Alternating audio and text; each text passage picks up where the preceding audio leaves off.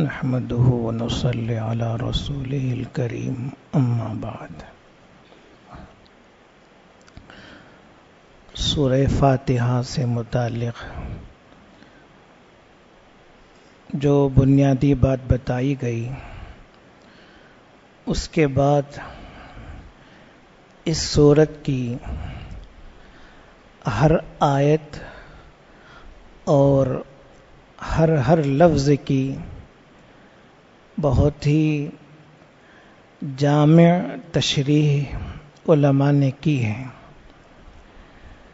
اور ایک ایک لفظ اپنے اندر گویا ایک دریا رکھتا ہے۔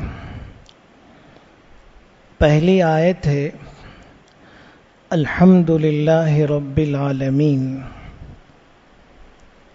ساری تعریفیں اللہ کے لیے ہیں جو ساری کائنات کا پروردگار ہے۔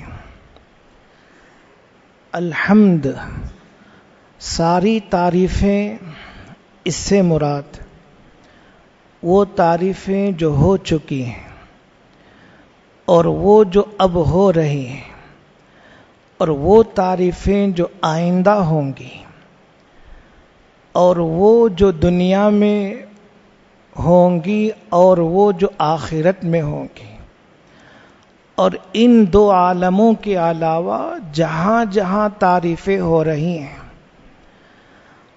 اور وہ سب تعریفیں جو اللہ کے لیے ہوتی ہیں، اور وہ سب تعریفیں جو فرشتے اللہ کی کرتے ہیں، اور وہ سب تعریفیں جو ایک مخلوق یا ایک انسان دوسرے انسان کی کرتا ہے، یا انسان دوسری مخلوق کی کرتا ہے۔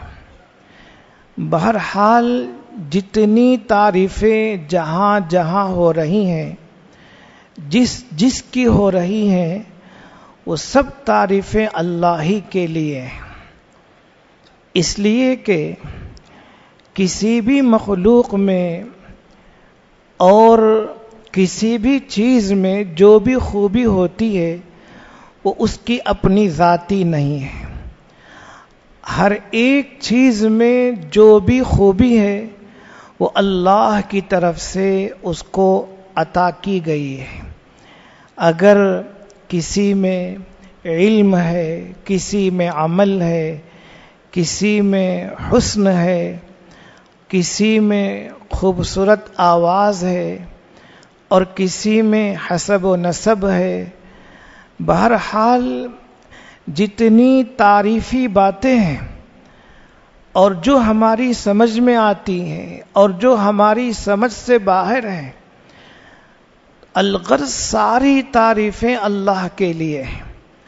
الحمد کا یہ معنی ہے۔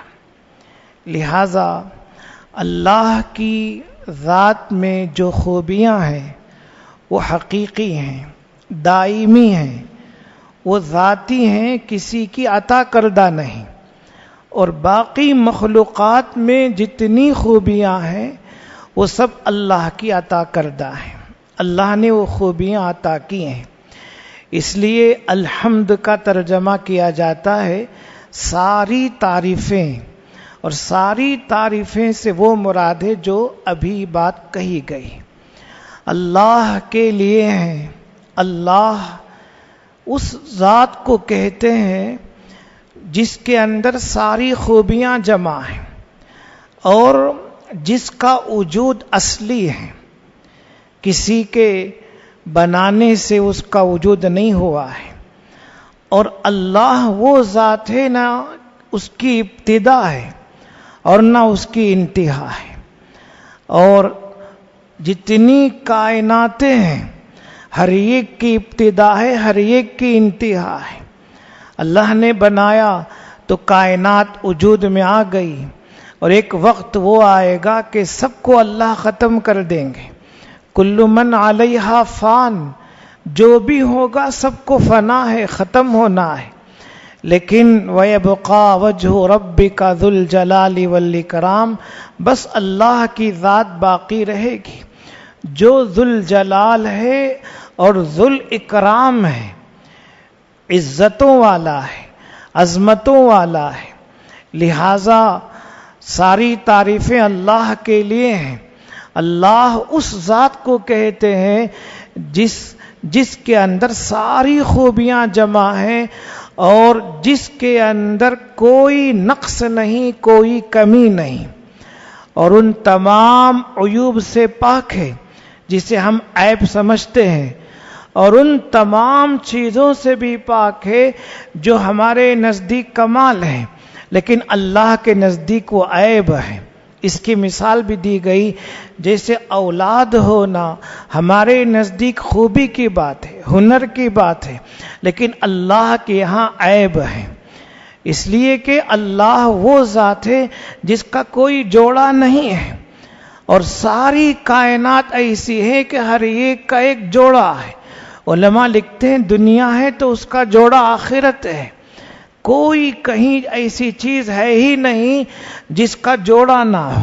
وَمِن كُلِّ شَيْءٍ خَلَقْنَا زَوْجَيْنِ، ہر چیز کا ہم نے جوڑا پیدا کیا ہے، لَعَلَّكُمْ تَذَكَّرُونَ، تاکہ تم نصیحت حاصل کرو۔ تو اللہ کی ذات وہ ہے رب العالمین۔ اب مفسرین فرماتے ہیں اللہ تعالیٰ کی 3 صفتیں اللہ نے خود بیان کی۔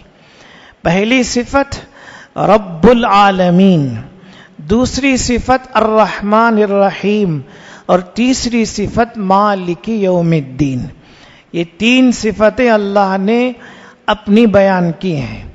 پہلی صفت ہے الحمدللہ رب العالمین، جو عالموں کا پروردگار ہے، پالنہار ہے۔ اب پہلے لفظ عالمین سمجھیے، عالمین جو سارے عالموں کا، عالم کتنے ہیں، کیا ہیں؟ بعض علماء کہتے ہیں 80,000 عالم ہیں۔ حضرت ابو سعید خدری رضی اللہ عنہ جو بڑے مشہور صحابی ہیں، وہ کہتے ہیں 40,000 عالم ہیں، اور یہ دنیا مشرق سے مغرب تک، شمال سے جنوب تک صرف ایک عالم ہے۔ عالم 40,000 ہیں اور یہ پوری دنیا مشرق سے مغرب تک، شمال سے جنوب تک صرف ایک عالم ہے۔ بقیہ اور کتنے عالم ہیں، کہاں کہاں ہیں، کیسے ہیں، اللہ ہی جانتے ہیں، ان کی تفصیلات کیا ہیں اللہ ہی کو معلوم ہے۔ اب آسمان ایک عالم ہے، زمین ایک عالم ہے، چاند، سورج، ستارے، دریا، شجر، حجر، انسان، نباتات، جمادات، حیوانات، یہ سب عالم ہیں، اپنی ذات میں ایک ایک عالم ہے۔ اسی طرح سے پل صراط ایک عالم ہے، جیسے دنیا ایک عالم ہے، دنیا کے بعد دوسرا عالم عالم برزخ ہے، جسے عالم قبر کہتے ہیں۔ عالم برزخ اور عالم قبر کے بعد تیسرا عالم عالم آخرت ہے۔ عالم آخرت میں بے شمار عالم ہے، میزان ایک مستقل عالم ہے، پل صراط ایک عالم ہے، اسی طرح سے جنت ایک عالم ہے، جہنم ایک عالم ہے، اور ہم یہاں بیٹھ کر ان تمام باتوں کو سمجھ نہیں سکتے۔ اللہ تعالیٰ نے ایک سمندر ایک لفظ کے اندر رکھا ہے۔ اللہ کے لیے ساری تعریفیں ہیں جو رب العالمین ہے، سارے عالموں کا رب ہے، پالنہار ہے، پروردگار ہے۔ یہ پہلی صفت ہے رب ہونا، اور یہ صفت اللہ کے ساتھ خاص ہے، بغیر اضافت کے۔ اگر رب کہیں تو اللہ ہی کی ذات مراد ہے، اور اللہ کے جو 99 نام ہیں ان میں سے ایک نام الرب ہے، لہذا عبد الرب نام رکھا جاتا ہے، اور بغیر عبد کے رب کسی کو نہیں پکار سکتے، کسی کو رب کہہ کر پکارنا ناجائز ہے۔ اس لیے رب اللہ کی خاص صفت ہے۔ تو اللہ پالنہار ہے۔ کس طرح سے رب ہے؟ علماء نے لکھا ہے اللہ تعالی کا رب ہونا 3 طرح سے ہے، 3 طرح سے، 3 صورتوں سے اس کا رب ہونا سمجھا جا سکتا ہے۔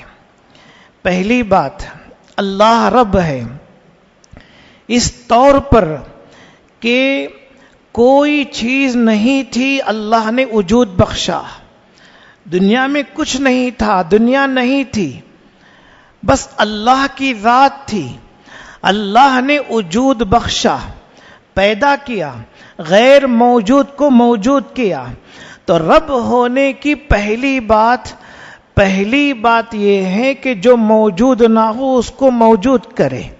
اور دوسری بات اس کے باقی رہنے کی حفاظت کا سامان کرے. اللہ نے اس کو موجود کر دیا، اب وہ چیز کیسے باقی رہے گی، کس طرح سے اسے بقا ہے، تو اس کو باقی رکھنے کے لیے انتظام کرے. تو رب وہ ہے جو انتظام کرتا ہے.